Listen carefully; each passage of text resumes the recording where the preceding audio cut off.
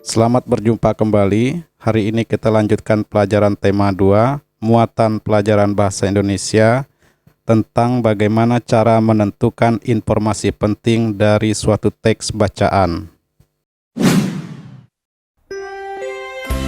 Biasanya, setiap teks bacaan selalu mengandung informasi penting.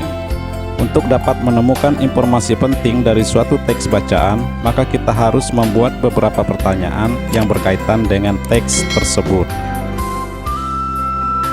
Ada 7 kata tanya yang sering digunakan untuk membuat kalimat tanya, yaitu apa, siapa, kapan, di mana, berapa, bagaimana, dan mengapa. Mari kita lihat kegunaan masing-masing kata tanya tersebut. Yang pertama, kata tanya apa.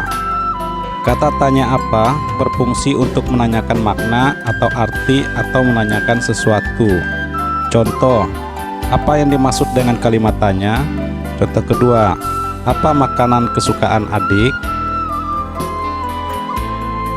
Kata tanya kedua adalah siapa.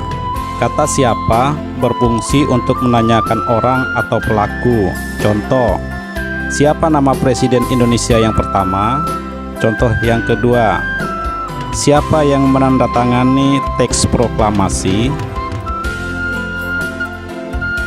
Kata tanya yang ketiga adalah kapan.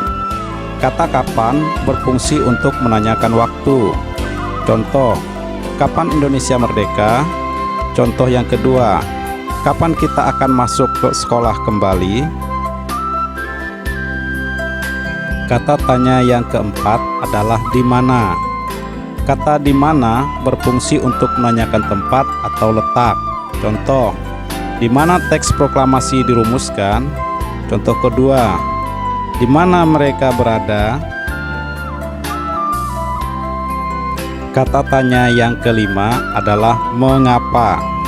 Kata mengapa berfungsi untuk menanyakan alasan atau sebab. Contoh, mengapa mereka tidak sekolah?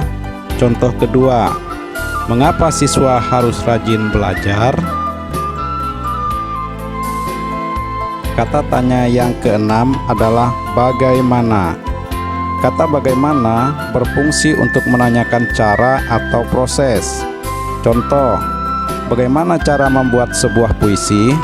Contoh kedua, bagaimana proses terjadinya hujan?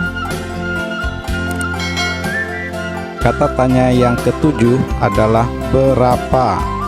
Kata berapa berfungsi untuk menanyakan banyak atau jumlah.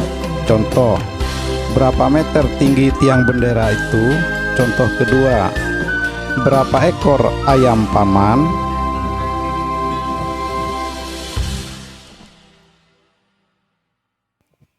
Demikian pelajaran untuk hari ini, semoga bermanfaat dan terima kasih.